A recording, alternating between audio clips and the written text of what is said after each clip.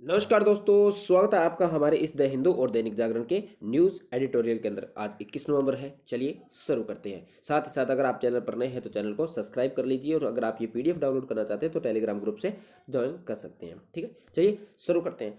सबसे पहला जो हमारा जो एडिटोरियल है वह हमारा द हिंदू से संबंधित है, जिसके अंदर बताया गया है भी जो किस प्रकार से जो हमारी जो इकोनॉमी थी उसने वो पास्ट से कैसे ग्रोथ किया था और कैसी उसकी जर्नी रही है। ये लिखा गया है हमारे जो पूर्व गवर्नर रह चुके सी रंगराजन द्वारा। ठीक है, तो चलिए शुरू करते हैं।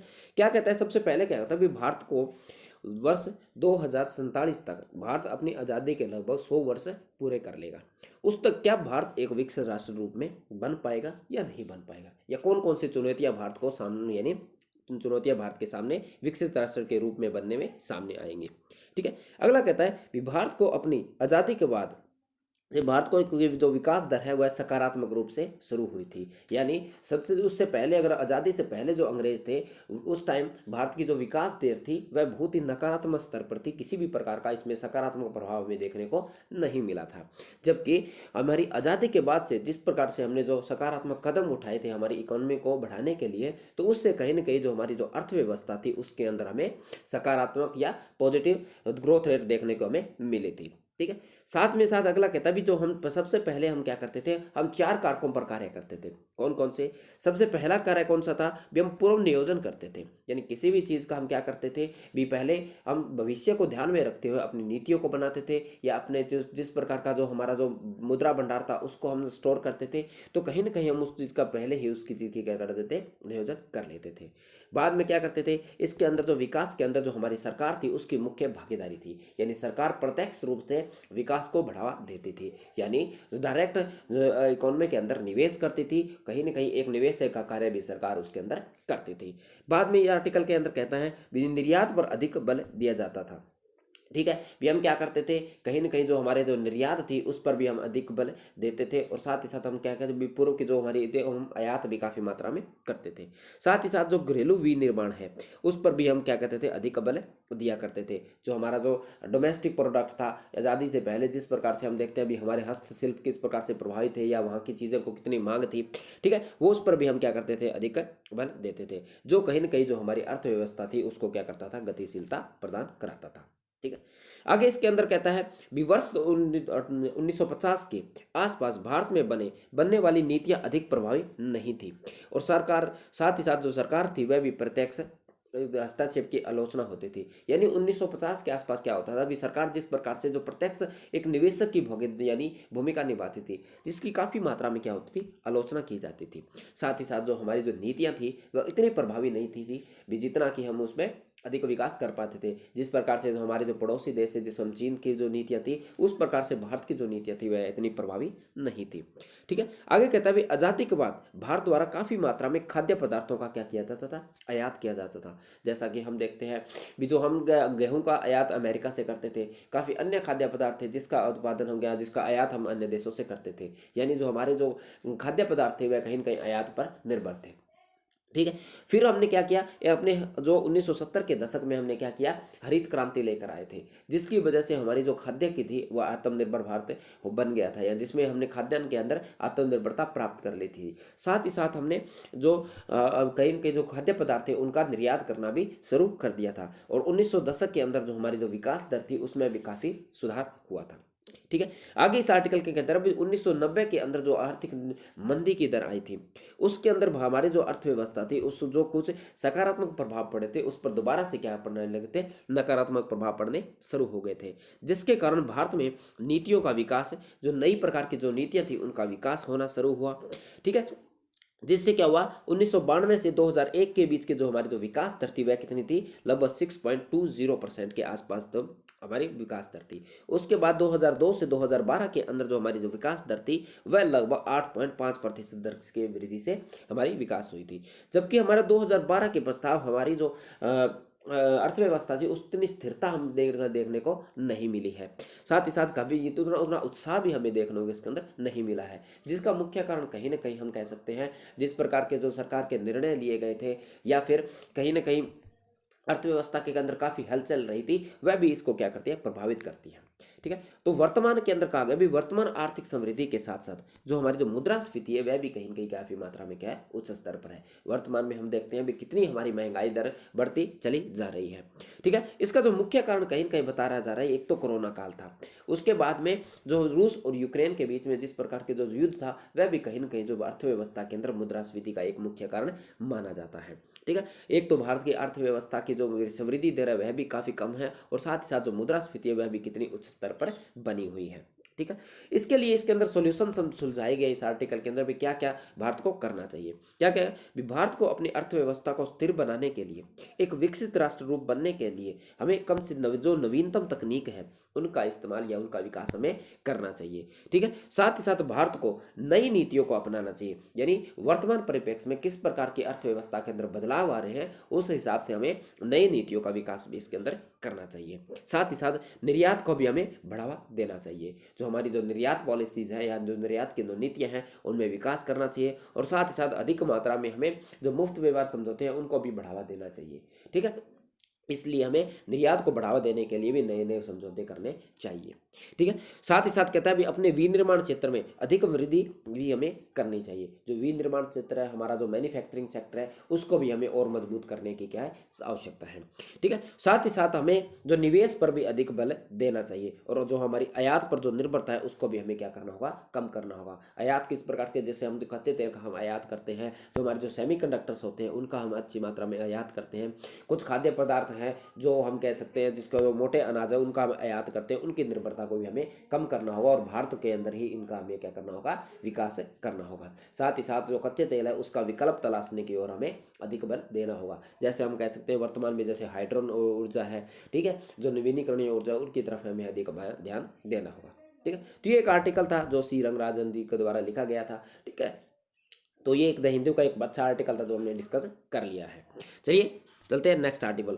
अगला जो आर्टिकल है वह हमारा दैनिक जागरण से संबंधित आर्टिकल है, ठीक है। दैनिक जागरण में इतने कोई महत्वपूर्ण आज आर्टिकल नहीं थे, मगर एक ये आर्टिकल था जो हमें जो महिला सशक्ति के अंश और राइटिंग के अंदर हमें काफ़ी महत्वपूर्ण योगदान दे सकता है, जिससे हम महिला सशक्तिकरण का एक एग्जाम्पल भी दे सकते हैं। साथ ही साथ इसके अंदर एक जिक्र हुआ है जिसके अंदर कहा गया जो है भाई एक जो डिफेंस सर्विस स्टाफ कॉलेज है उसके बारे में जिक्र हुआ है, जिसके बारे में प्री में क्वेश्चन पूछा जा सकता है, ठीक है। तो कहता क्या है ये आर्टिकल, कहता अभी हाल ही के अंदर क्या हुआ था, अभी जो महिला अधिकारियों ने पहली बार जो है डिफेंस सर्विस स्टाफ कॉलेज के प्रशिक्षण में उत्तीर्ण हुई है, कितनी, 6 महिलाएं, ठीक है। जो 6 महिलाएं इसके अंदर क्या हुआ है, क्वालिफाई हुए हैं, जबकि आज तक इसके अंदर कितने थे, केवल पुरुष ही इसके अंदर यानी शामिल होते थे, मगर जो पहली बार जो 6 महिलाएं इसके अंदर उत्तीर्ण हुई है, तो कहीं ना कहीं जो महिलाओं की जो प्रतिभाएं हमें डिफेंस क्षेत्र में कितनी अधिक मात्रा में देखने को मिल सकती है। साथ ही साथ जो महिलाएं हैं वह सेना के उच्च पदों पर भी हमें अभी देखने को मिल सकती है,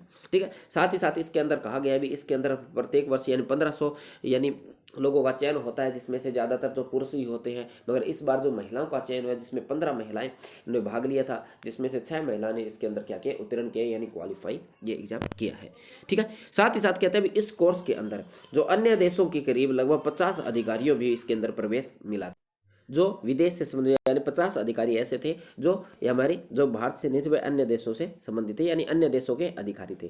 साथ ही साथ ये एक ऐसा कोर्स है जिसके माध्यम से सेना के अंदर उच्च पदों की क्या करती है, नियुक्ति की जाती है।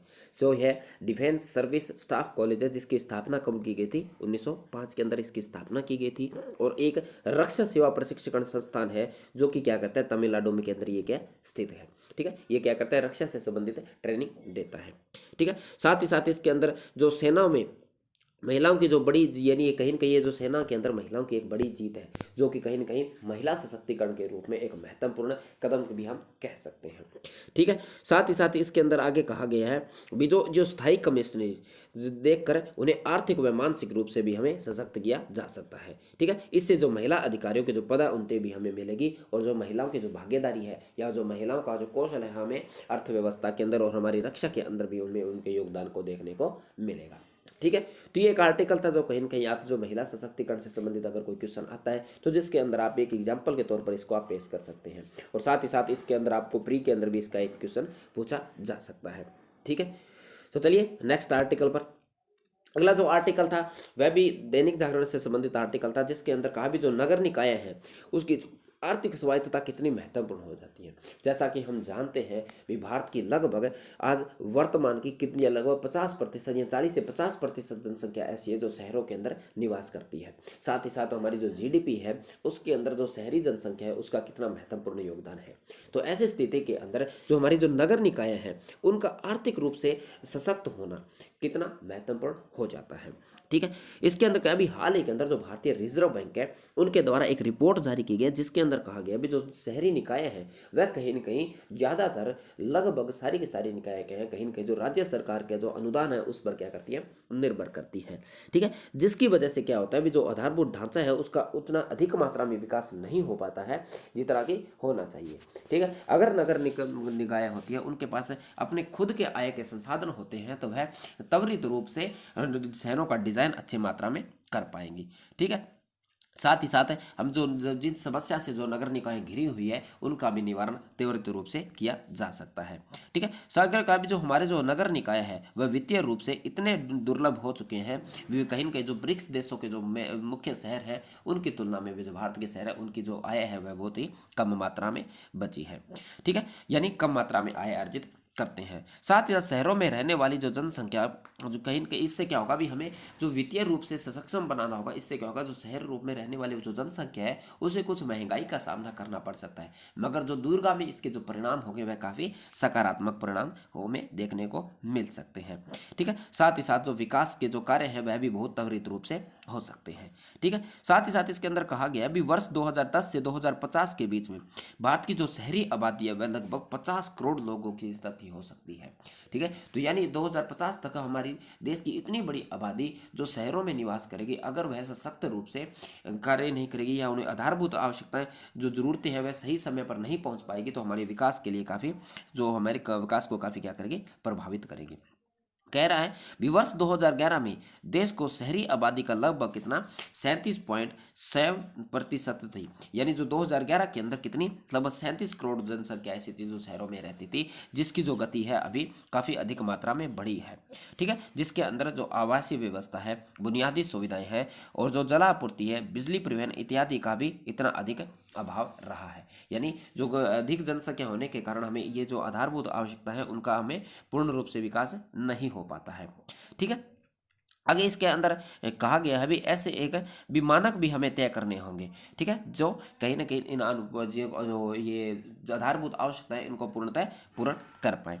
ठीक है, कहा गया भी शहरीकरण के साथ ही शहरों की जनसंख्या तेजी से बढ़ने के कारण ठीक है तो शहरों का जो बुनियादी ढांचा अगर सही समय पर नहीं सुधरता है तो जनसंख्या के बढ़ते बोझ को भी इसके लिए सहना क्या हो जाएगा, मुश्किल हो जाएगा। साथ ही साथ इसके अंदर जो असल में जो जो मुद्दा है वह केवल केवल वित्तीय जरूरतें ही नहीं है बल्कि विकास और सुधार की बड़ी चुनौतियां भी कहीं न कहीं इसका महत्वपूर्ण मुद्दा है। और साथ ही साथ जो हमारा जो शहरी जो प्रशासन है वह भी इसके लिए क्या क्या यानी पूर्णतः तैयारी नहीं करता है। और वैसे भी भविष्य में भारत में जो झुग्गी जो बस्ती है उसका माहौल भी बहुत भयानक हो सकता है। यानी झुग्गी बस्तियों के अंदर शहर का अगर विकास होता है या और नए झुग्गी बस्तियों का अगर विकास होता है तो वो कहीं ना कहीं हमारी जो शहरीकरण है उसको भी क्या करेगा, प्रभावित करेगा। ठीक है, साथ ही हमें जो भवन निर्माण योजनागत प्रतिबंधों और नए सिरे से विचार करने की हमें आवश्यकता है। सॉरी, ठीक है, तो हमें जो नए जो भवन निर्माण है, जो हमारी जो आधारभूत संरचना है उसका हमें नए सिरे से विकास करना होगा। और जो सार्वजनिक परिवहन प्रणाली है, जो ईंधन की जो कम खपत पर भी हमें अधिक विकसित यानी हमें बल देना होगा। और साथ ही साथ इसके अलावा हमें जो शहरी प्रशासन है जो विकेंद्रीकरण और जो सशक्तिकरण भी करना होगा। और दरअसल शहरी सुधारों और सबसे महत्वपूर्ण तत्व प्रशासन ही होता है। यानी जो शहरी विकास के लिए सबसे जो महत्वपूर्ण तत्व माना जाता है वह कहीं ना कहीं क्या माना जाता है, प्रशासन ही माना जाता है। इसलिए प्रशासन को भी हमें और अधिक सुदृढ़ करना होगा। ठीक है, साथ ही साथ माना जा रहा है कि वर्ष 2050 तक हमारी जो जीडीपी का जो अधिकांश हिस्सा शहरों से ही पैदा होगा। तो इसलिए हम कह सकते हैं जीडीपी का इतना महत्वपूर्ण हिस्सा 2050 तक जो शहरी क्षेत्रों से संबंधित होगा। तो इसलिए हमें शहरों का विकास करना कितना महत्वपूर्ण हमारे लिए हो सकता है। ठीक है, तो ये एक आर्टिकल था जिसके अंदर कहा गया था जो हमारी जो नगरीय व्यवस्था है उसको किस प्रकार से सक्षम बनाया जा सकता है। इसके अंदर कुछ एग्जाम्पल दिए गए हैं। जो हमारा अगला आर्टिकल है जैसे राजस्व जुटाने के उपाय। ठीक है, तो इसके अंदर क्या भी कुछ बताए गए हैं भी किस प्रकार से हम भारत को यानी जो हमारा जो शहर है उनको किस प्रकार से हम आर्थिक रूप से सक्षम बना सकते हैं, तो ये आर्टिकल भी हम देख लेते हैं। ठीक है, भी कहते हैं अभी जो जो भ्रष्ट तौर पर यानी कहीं ना कहीं जो हमारे जो स्थानीय निकाय है वह जो राजस्व के लिए हमने देखा था, वह कहीं ना कहीं जो राज्य सरकार पर क्या है वह निर्भर है। वह उन्हें राजस्व जुटाने के लिए कहीं ना कहीं इसके अंदर कहा गया है स्वायत्तता देनी होगी, जिसकी वजह से क्या होगा भी जो हमारी जो कार्य प्रणाली है उसका जो भ्रष्टाचार है, कुप्रबंधन कहीं न कहीं इसके लिए क्या है बड़ी बाधा बनी हुई है।